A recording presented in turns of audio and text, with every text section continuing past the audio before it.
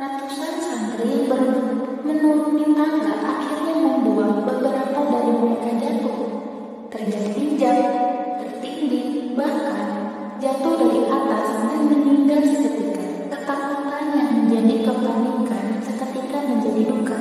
Belasan santri menjadi korban jiwa. Puluhan lainnya luka-luka hingga esok harinya kejadian ini menjadi media nasional. And then you'll die.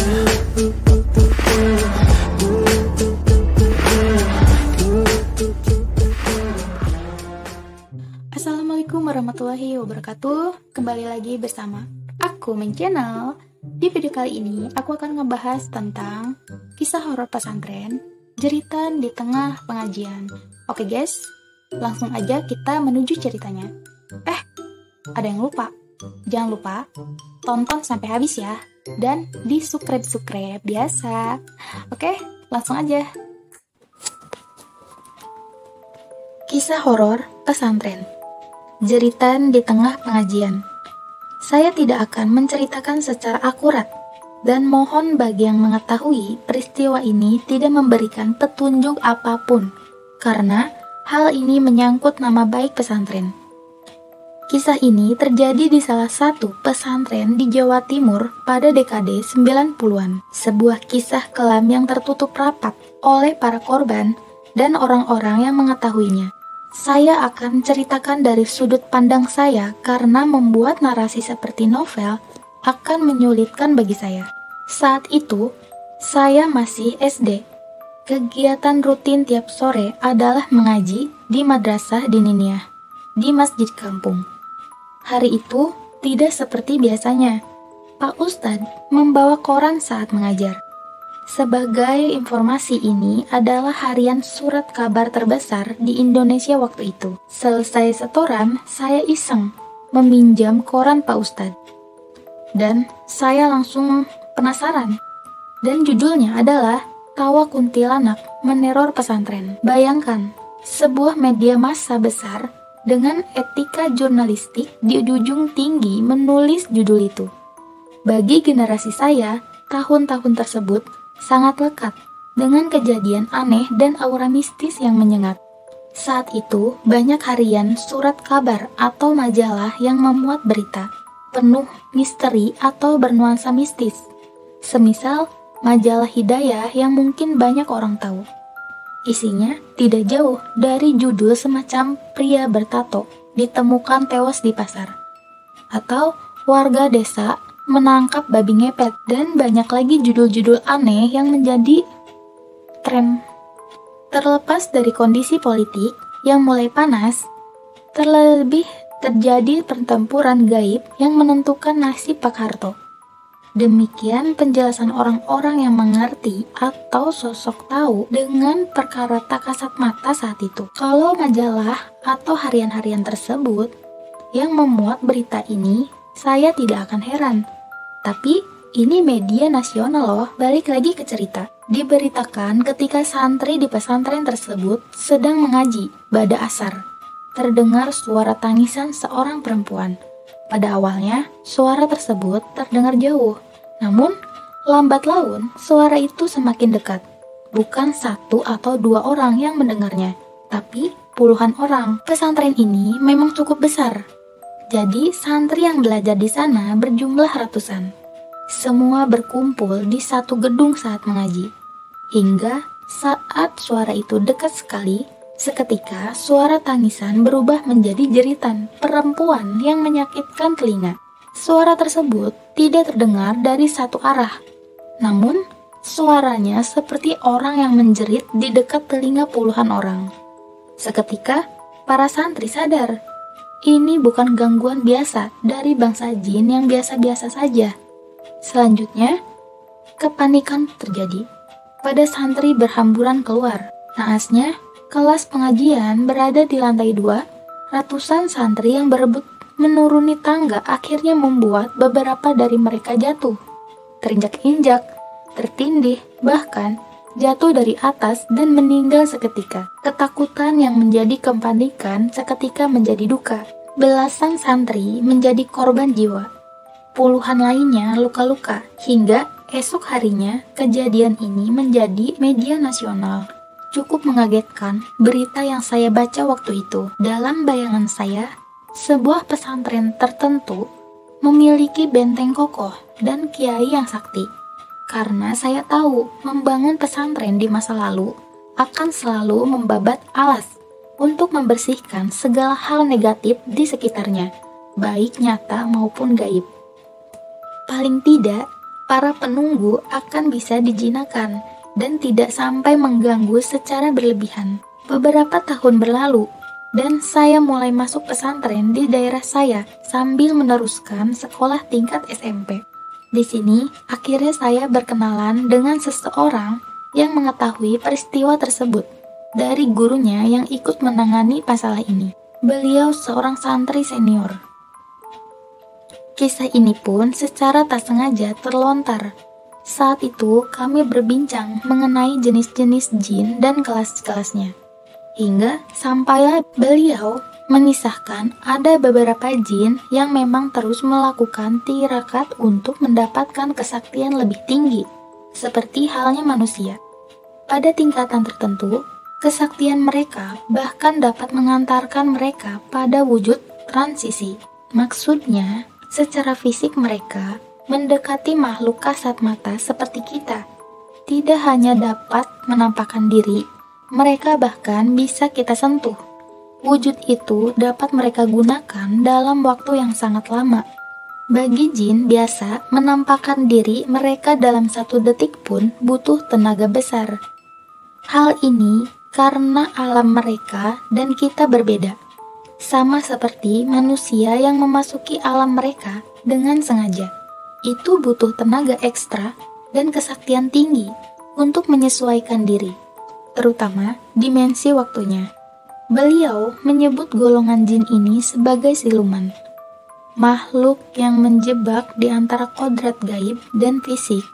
Ada versi yang menyebutnya bahwa mereka adalah bangsa jin yang ingin melanggar kodrat dan menjadi makhluk fisik seperti manusia. Namun, jutaan tahun pun mereka tirakat, tetap kodrat Tuhan tidak bisa dilanggar.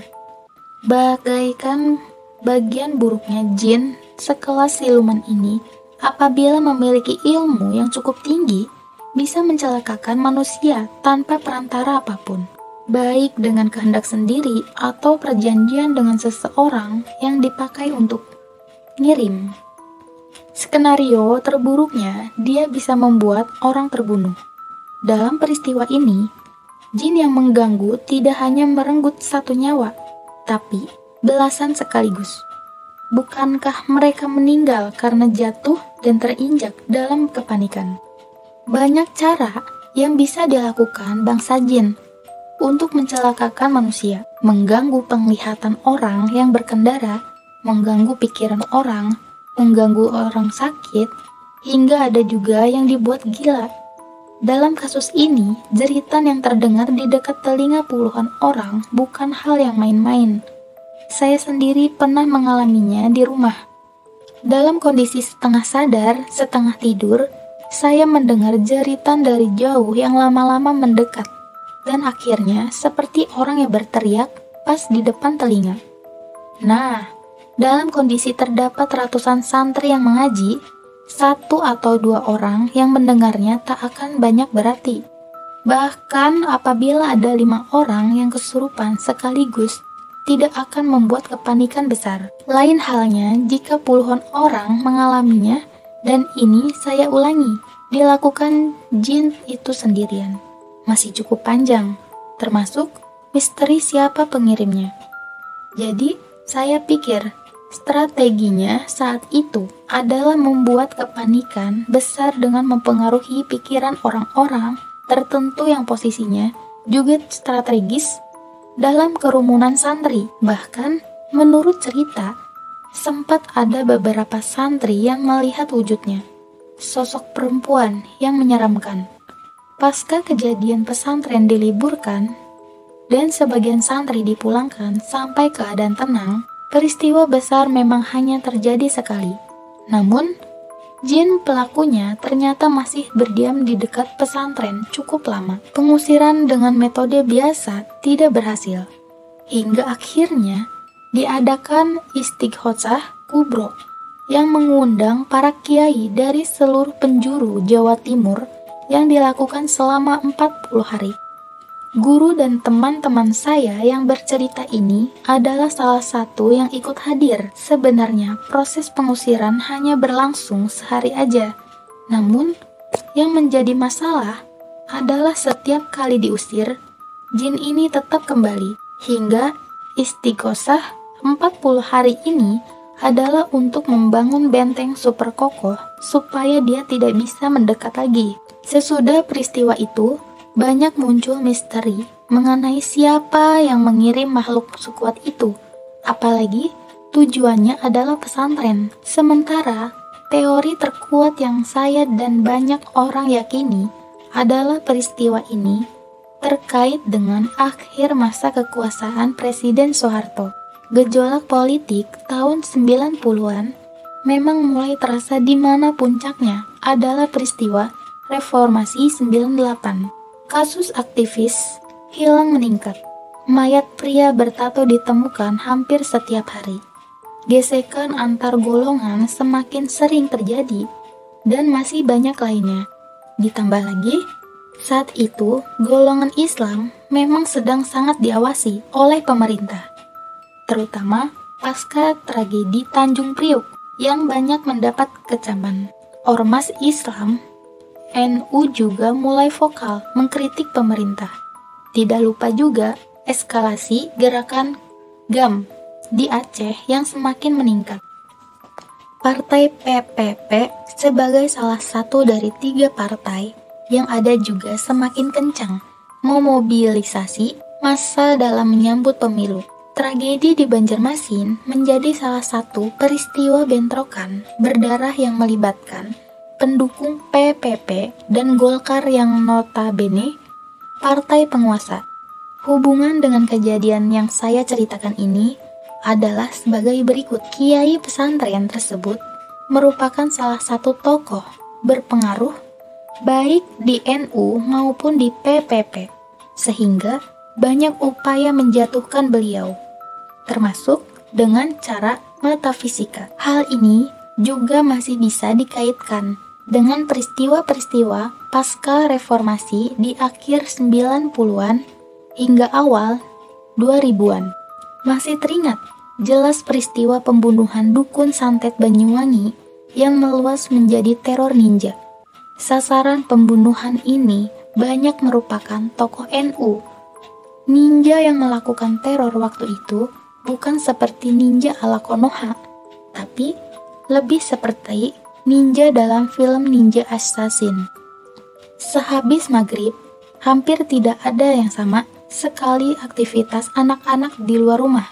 Karena menurut keterangan para saksi yang katanya melihat langsung, dalam gelap ada sepasang mata terlihat pasukan ninja yang katanya tidak bisa dilumpuhkan dengan senjata apapun, dapat menghilang dalam sekejap dan mampu melompat dan berpijak pada ranting kecil atau kabel listrik. Mereka berkeliaran untuk membunuh penghuni rumah yang dicat merah. Keadaan waktu itu tidak menentu. Banyak isu-isu yang menyebar cukup cepat di masyarakat.